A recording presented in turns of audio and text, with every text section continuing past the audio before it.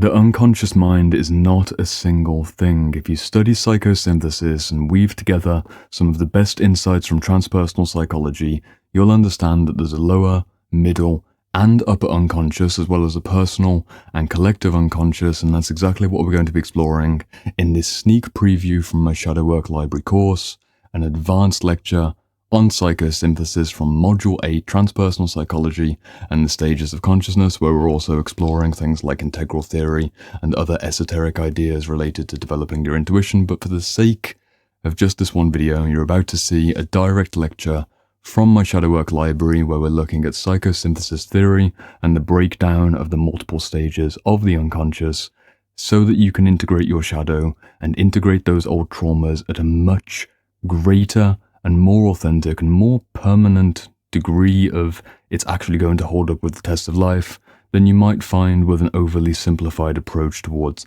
unconscious mind integration. Again, we're going to be focusing not on this book, but actually not on that book either. We're going to be focusing on this book over here, holding up way too many books, but you know me, I've made an entire course surrounded by books and theories, and this is just one book out of the 36. I'm not going to speak anymore.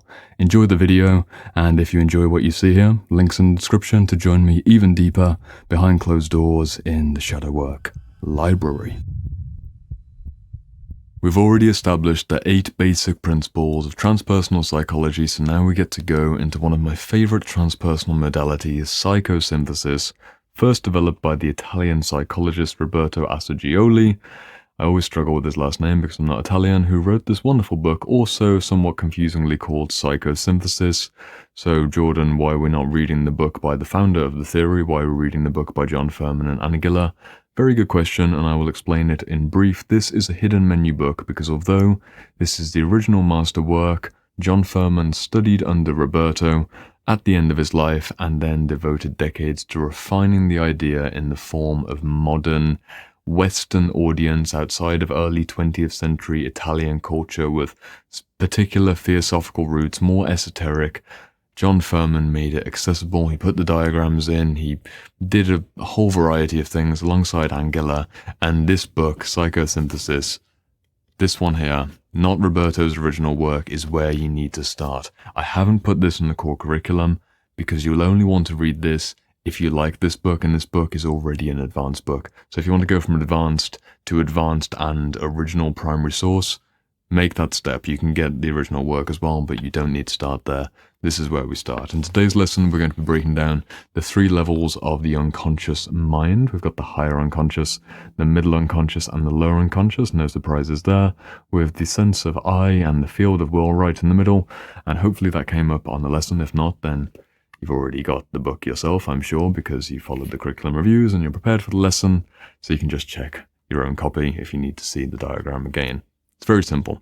Higher band, middle band, lower band. Today we're going to be breaking it down and bringing through a theory, I suppose, or the foundations of practical understanding about how to work with each of the bands of the unconscious as it relates to your own shadow integration process, and how you can access shadow territory, shadow entities, and shadow behaviors at each particular band of unconscious. This is why I've left this module towards the end of the course, because to try and complexify all of this theory early on, up front, I already had 2 introduction modules, like going into archetypal theory and subpersonality theory early on, in addition to then placing that within the various bands of unconscious.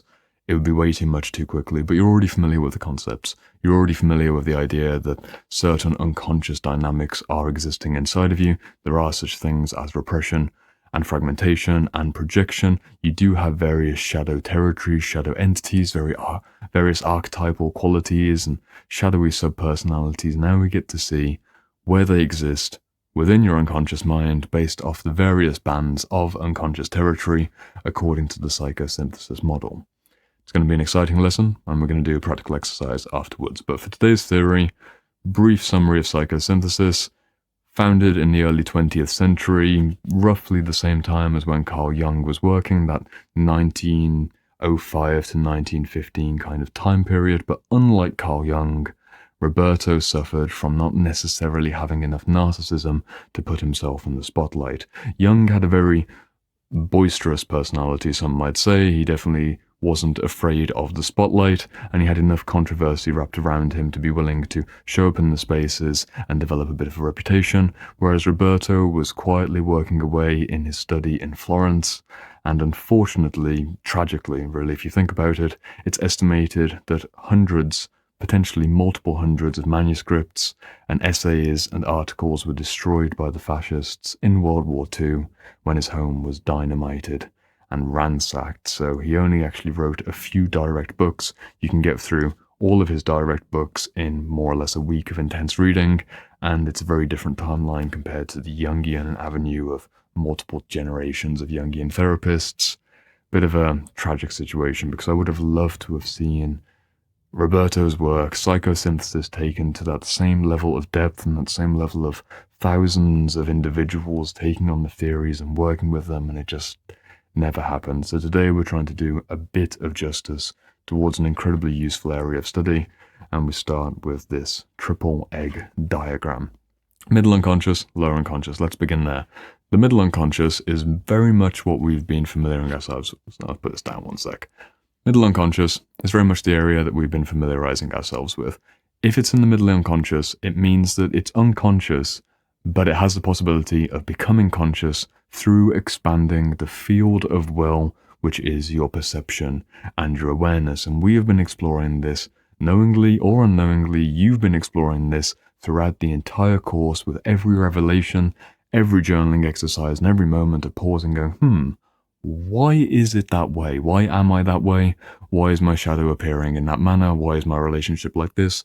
To what degree can I take responsibility for this particularly unconscious behavior or trait? You expanded your central point. That central point of I or me, or at least the subjective sense of self, gradually expands throughout awareness, and it expands initially into the middle unconscious and starts to flirt with the bands of the higher unconscious and lower unconscious, which is why true shadow work takes months and years, and if you're really going to be honest, it takes an entire lifetime, because your consciousness will expand into the different bands of the upper and the lower as you progress through experiences and insights, which then need to be integrated over however many months or years it then takes to then stabilize that new level of awareness and then continue to expand. And of course, certain substances or certain experiences in life or certain prolonged states of consciousness can then shrink down your awareness so that you actually become quite regressive. Ever think, for example, what happens when you get drunk?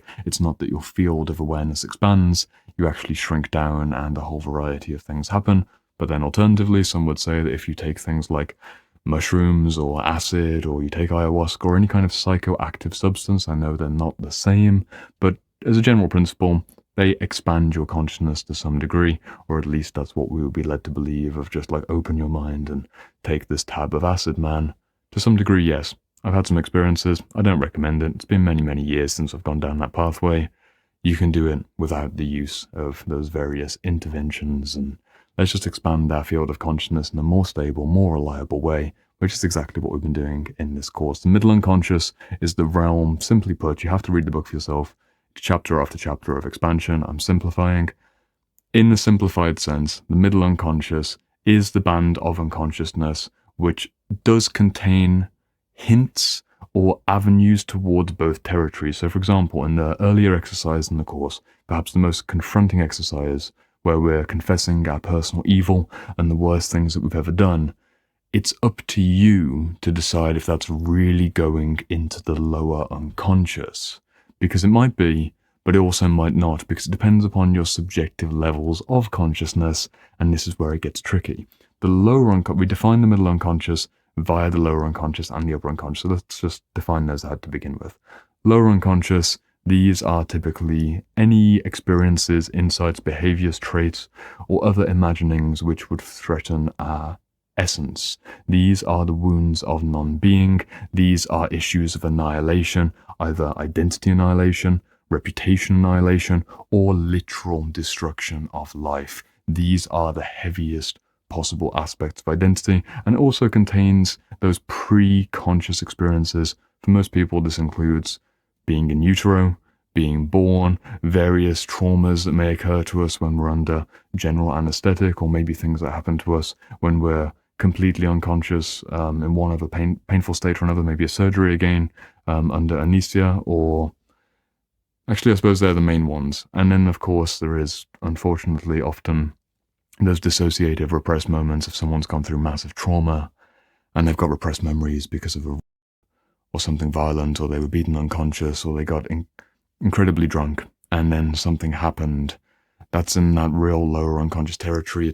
It's so outside of awareness, and it's in that heavy space, because if you were to remember all of that all at once, or access all of those emotional textures all at once, that would threaten non-being, or at least a significant wound towards your identity, or your body, or your imagined identity, or imagined body. That's the lower unconscious. And then on the flip side, we have the higher unconscious, which isn't necessarily the realm of joy and beauty and love and ecstasy as defined traits that only exist beyond a certain level of awareness. There's nuance and there's difference depending on the theories, but Roberto would say directly that it's actually more the higher unconscious, or tapping into the higher unconscious, or seeing things from a higher unconscious perspective, is about reifying or mystifying the everyday with a new sense of sight. This is seeing more beauty in what already was, rather than accessing a tool of beauty or putting on the beauty glasses. It's the ability to revitalize the middle unconscious territory and the middle conscious territory with a sense of otherworldly, or at least divinely inspired, or at least more nuanced, sophisticated, aesthetically beautiful energy, buzz, something that's very difficult to put into words. I have a quote to bring out in just a moment that captures some of these ideas together, but as an overall framing, golden shadow territory, darkest of dark territory, that's the idea at the simplest possible form. Let's return to that moment of how far deep into the lower unconscious can you get with your own shadow work. In the exercise where we confessed our worst ever sins, and we sat down with our journal to look at all the ways that we were indeed quite low in our behaviors. For some people, they would say that if this is the band, they went down into here and they went to the bottom depths of their unconscious mind. And they might have, but they also might not have. If you're truly going into the lower unconscious, and this is going to be some very disgusting language that I'm about to bring forwards, just so you're aware, if you truly go down into the lower unconscious, you're going to encounter things that couldn't possibly even come to your mind. I'm trying to be, I prepared for this lesson, and I tried to think of, okay, what is the most unimaginable things that I can never bring to my mind? And of course, it's a paradox. If it's truly unimaginable, I couldn't bring those things to my mind.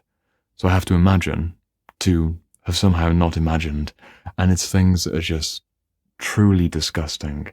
It's abuse and dysfunction. It's all kinds of violence. It's all kinds of perversion and degeneracy and destruction within either a personal context or a relational context. I'm talking absolutely horrific things to very vulnerable people, and then not only imagining that, but then carrying through on those things I don't even want to speak. I had a few examples prepared, but I don't even want to use my tongue.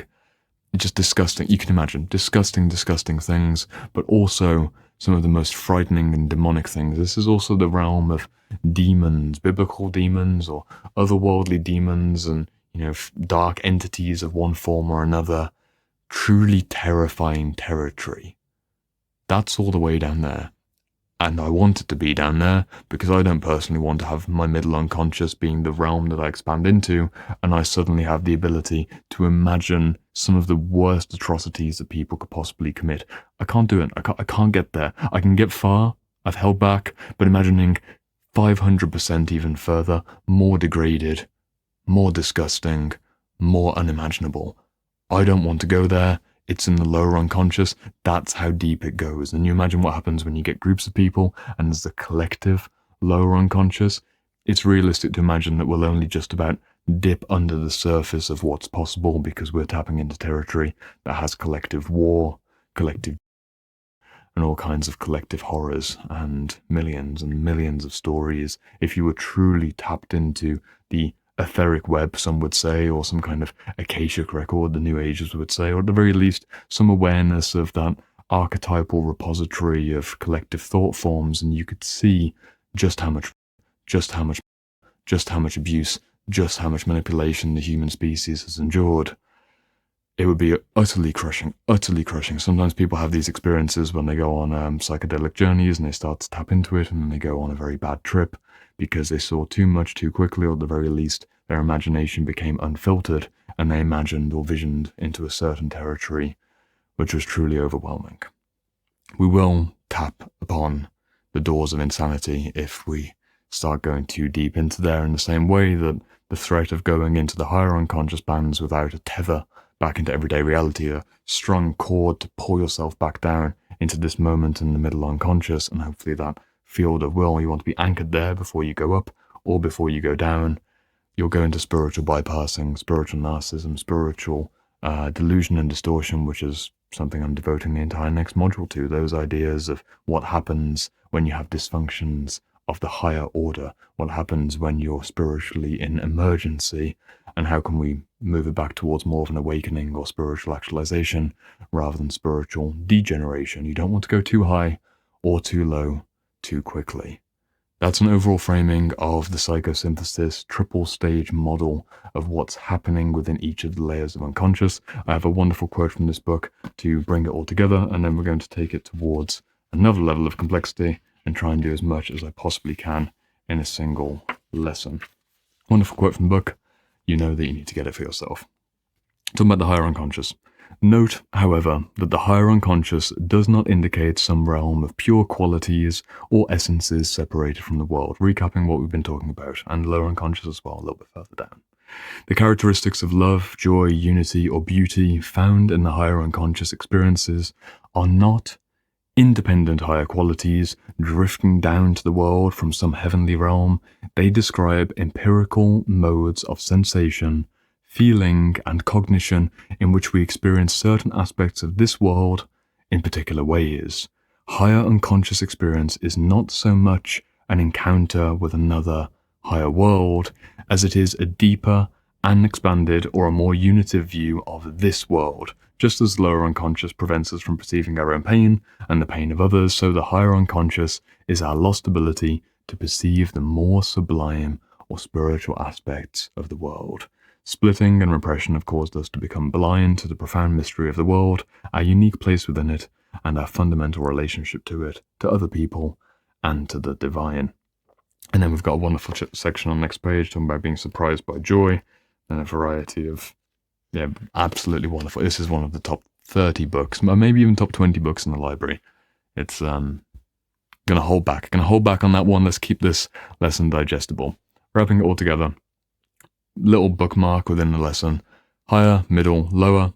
You have a field of will which expands into different territories, and through your various inner work exercises and the process of self-revelation over your entire lifetime, you will expand that field of will, you'll expand that field of awareness into the various depths and heights. But it's important to pay attention to how subpersonalities and various shadow repressions and fragmentations exist within their distinct spheres, and how this is just insane to think about, but it's really worthwhile. We're going to do a whole exercise on this, but just a bit of theoretical framing. Where does your inner child live? Within that model of the lower unconscious, middle unconscious, and higher unconscious, where does your inner child live? It's hard to answer, right? Are they in the higher? Does the inner child have a childlike quality of seeing the world with beauty and innocence? Yeah, of course. The healthy inner child does have that. But does the inner child, the uninformed inner child, also have the ability to be unintentionally, unconsciously, incredibly cruel? If you've ever seen a child torturing an animal, I'm not saying that it's a normal experience, but there's enough children, before they learn moral rights and moral wrongs, who will do things like torturing insects, or certain children who'll maybe do things with the family pet. Those experiences do happen. Some people in this course will have an experience, a deeply shameful experience, where they did something horrific to a family pet. I've heard stories in client sessions where children had these incredibly shame-based responses because they just didn't know. In fact, I've just triggered my own memory. I've triggered my own memory of a short story that I wrote probably, 6 years ago? I was doing a lot of short story and poetry writing 6 years ago, and I wrote a 2,000-word story about a playful inner child who got so excited playing with their new family puppy out in the garden that accidentally the inner child, of course, killed the puppy in a moment of wrestling within a child. And it's just, I'm not going to go into the whole story, but what happens when a child's exuberance leads to unintentional destruction and they love the puppy so much that they kill the puppy? Is that lower unconscious territory? Was that an evil act? Or some would say that without consciousness, without an intention, it couldn't have possibly been evil. But then there are certain children that do develop certain habits that go towards that evil, and there's a certain knowingness. There can be a dark side to the inner child. But what about that middle territory? Well, where would the inner child live in middle unconscious territory? That's for you to decide.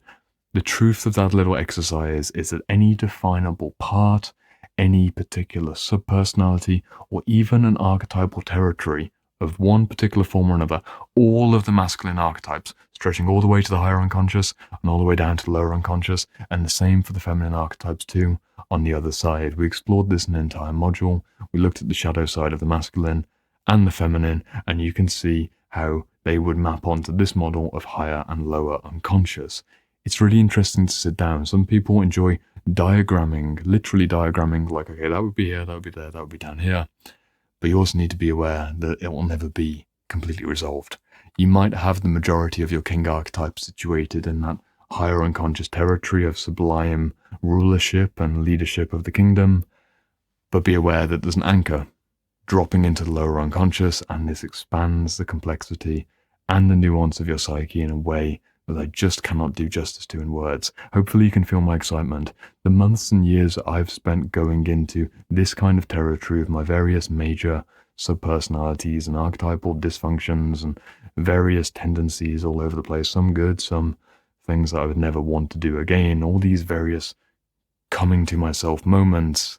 Once I understood that there were different bands of the unconscious and there's different emotional qualities associated with the threat of non-being and annihilation right at the bottom, and also, again, if you twist it round on its head, you go all the way to the heights and it becomes the bottom. You dissolve all the way into non-duality, and you also have non-being. You're annihilated in an entirely different way, which is why some people, if they're addicted to certain drugs and substances, some might say that they're chasing that rock bottom, because at rock bottom they almost get a breakthrough experience of peering down on themselves from the clouds. It's an interesting psychological dynamic, in the same way that someone can go all the way up and then suddenly they're on the concrete looking upwards. It's an interesting, almost fractal torus experience of collapsing inwards and going outwards. It's quite the psychedelic journey. You don't even need to take any LSD. Just read Psychosynthesis by John Firman and Gila. It is a mind-altering book. It will take you at least a full week. It took me at least a full week just reading this book, because page after page, insight after insight, written precisely, you need to go for this experience. Before going into any more theory, I'm going to take just a quick look at the table of contents to see if anything launches out at me. Otherwise, we will indeed go straight into the next exercise. Not really. There's one potential point to be made about the self, about where the self might exist. In fact, that's probably a good point to wrap this up on. Where does the self exist within this particular model of the 3 stages of the unconscious? Again, that is difficult to pin down. Some theories would say that the self exists at the top, the higher self exists in the higher bands, and the lower self exists in the lower bands, but Roberto himself never went so far as to label the self in any particular territory, which would have been particularly tempting given that he was working as a contemporary for someone like Carl Jung, who was defining the true self with almost a synonymous collapsing towards the higher self.